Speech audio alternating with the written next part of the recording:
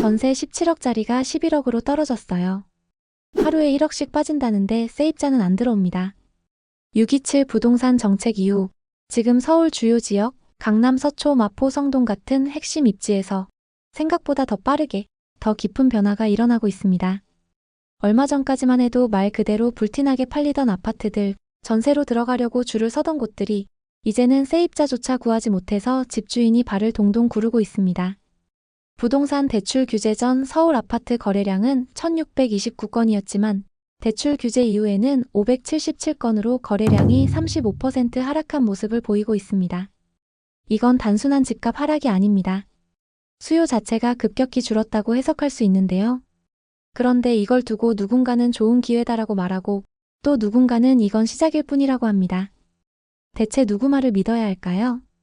오늘 영상에서는 단순히 떨어졌다, 오른다를 넘어서 왜 이런 일이 벌어지고 있는지, 이 흐름이 말해주는 구조적 신호는 무엇인지, 그리고 이제 우리는 어떻게 대응해야 할지까지 실제 아파트 사례와 공식 데이터, 정책 흐름을 바탕으로 차근차근 풀어보겠습니다.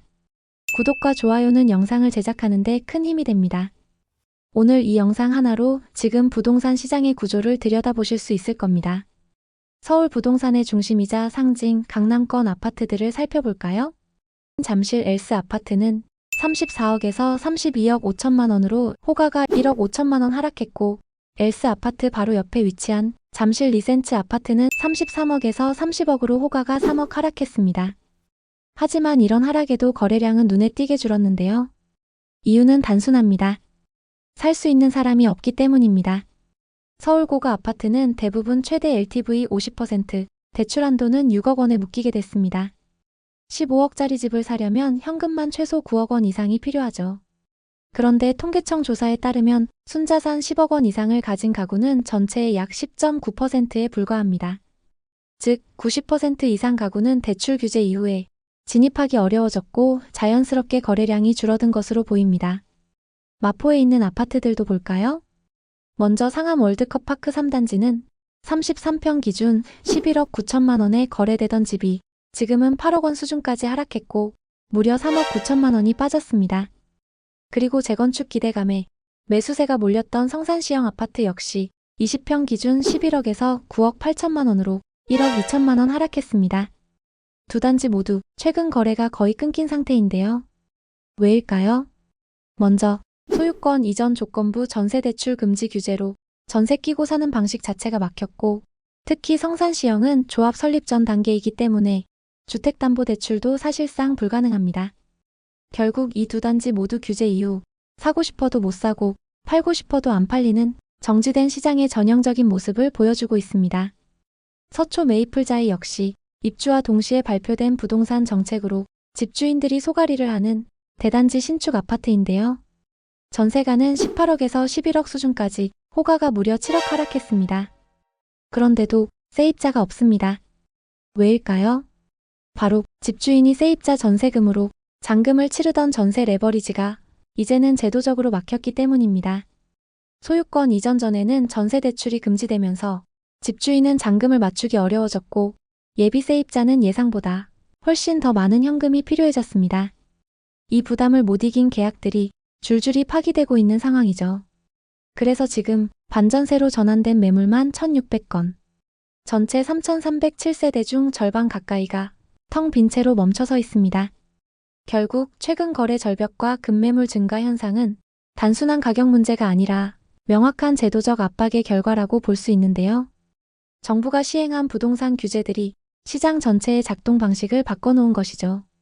부동산 정책의 핵심을 살펴보면 첫 번째, 수도권이나 규제 지역에서 집을 살 때 받을 수 있는 주담대 한도는 최대 6억으로 제한됐습니다. 아무리 소득이 높아도, 아무리 집값이 높아도 6억 이상은 대출이 안 됩니다.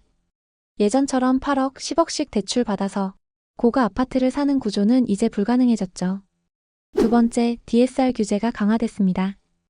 연봉 1억 기준, 규제 이전엔 6억 5,800만 원 대출이 가능했지만 규제 이후 받을 수 있는 주담대는 5억 5,600만 원까지 줄어들었습니다.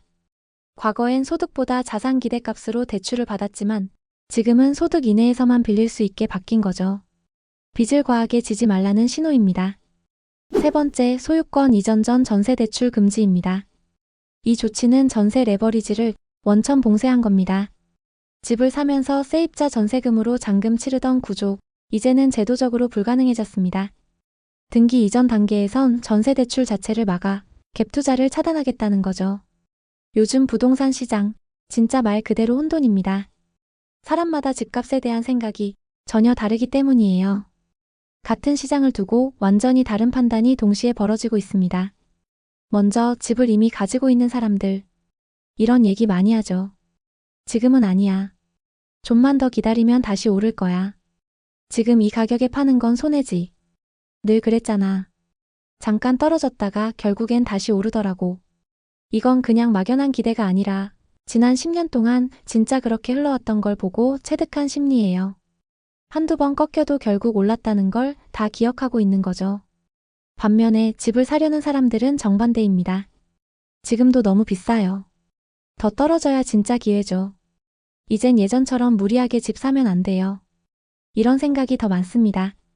특히 무주택자나 청년들, 신혼부부들. 이분들은 지금 집값이 제발 좀 현실화됐으면 좋겠다고 생각해요. 왜냐면 지금까지는 노력만으로는 도저히 못 사는 시장이었거든요. 결국 양쪽 다 지금은 아니라라고 생각하는 거예요. 집주인은 아직 팔 때가 아니다. 매수자는 아직 살 때가 아니다. 누구도 먼저 움직이려고 하지 않으니까 거래는 얼어붙고 시장은 그대로 멈춰버렸습니다. 이런 상황에서 제일 많이 나오는 질문, 아마 이거일 거예요. 그래서 지금이 기회인가요? 아니면 조금 더 기다려야 하나요?